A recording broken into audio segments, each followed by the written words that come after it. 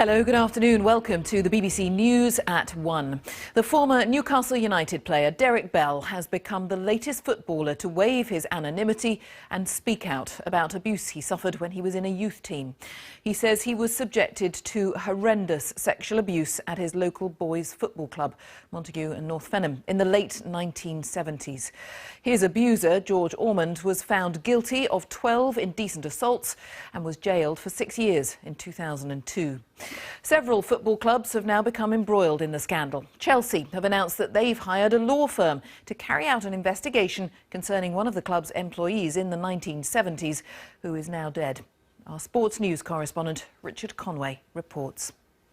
The pain and torment is now hauntingly familiar. Derek Bell played for Newcastle United, but he still lives with the trauma caused by the sexual abuse he suffered as a child at the hands of his coach, George Ormond. Horrific. It just, you couldn't imagine every sexual act that you can imagine. He did. It was just horrendous. I can't, I lived daily for 42 years. I'm 53 now. For 40 odd years, I've never had a proper night's sleep. I wake up shivering, crying, horrendous, intrusive thoughts that go through my head. 11 police forces are now investigating claims of historical child sex abuse related to football. The national body, which coordinates the response to past child abuse, Operation Hydrant, says it is currently collating cases relating to the game. The latest club to be dragged into the growing scandal is Chelsea. The Daily Telegraph alleged that in the last 3 years the club paid a former youth team footballer who claimed he was sexually abused by their former chief scout. The club has declined to comment, but in a statement it said a legal firm was investigating an individual employed by them in the 1970s who is now deceased. Meanwhile, the BBC has learned the FA withdrew all funding from a major review of its child protection policies in 2003, some 3 years early. The FA said it could not comment due to an internal review into how it handled sex abuse claims.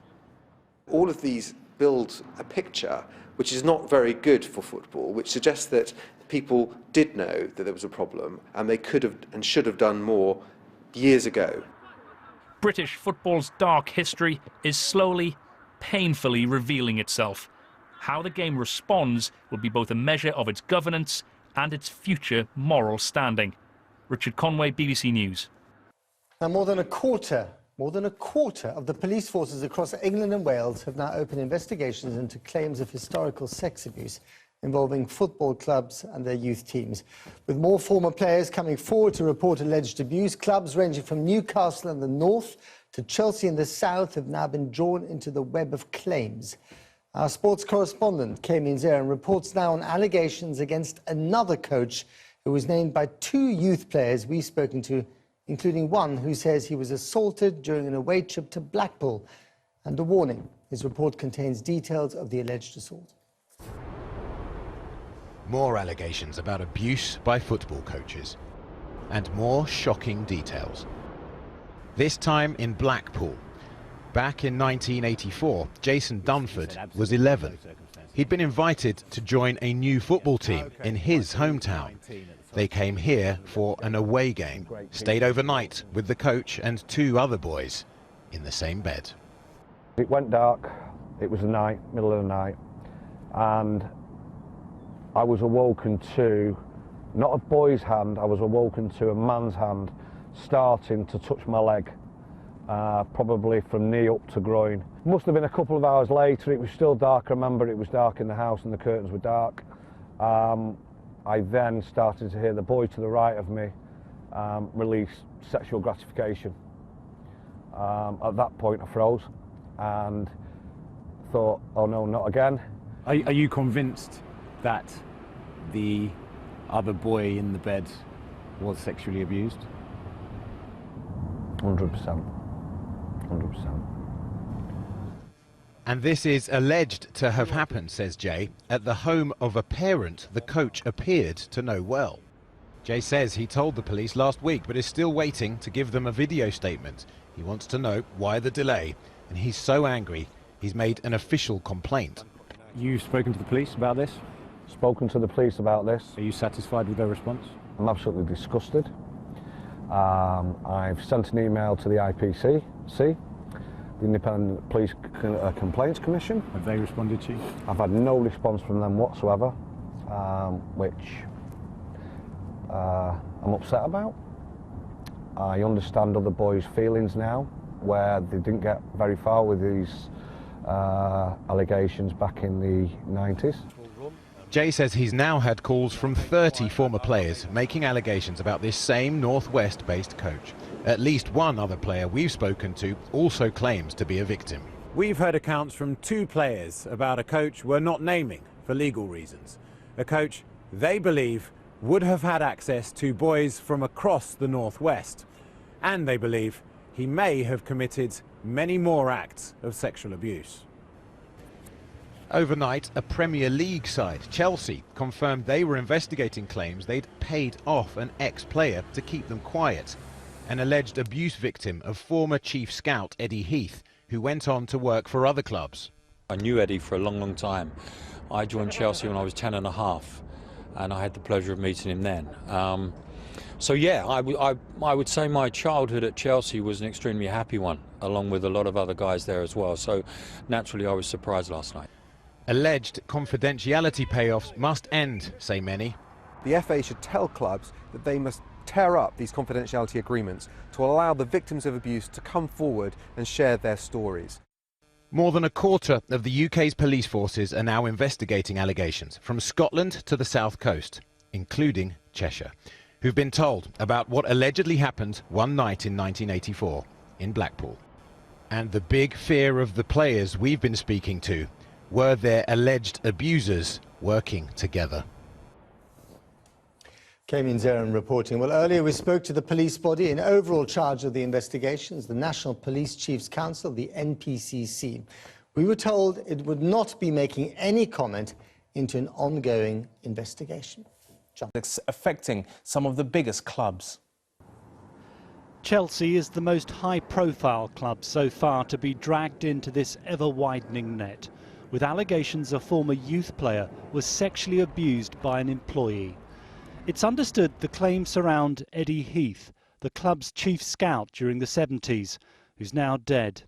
It's claimed Chelsea paid the alleged victim to keep quiet when he threatened to go public 3 years ago. Chelsea say they've employed a law firm to look into an individual employed by the club in the 1970s. They say they've also contacted the FA to ensure that all possible assistance is given to their wider investigation.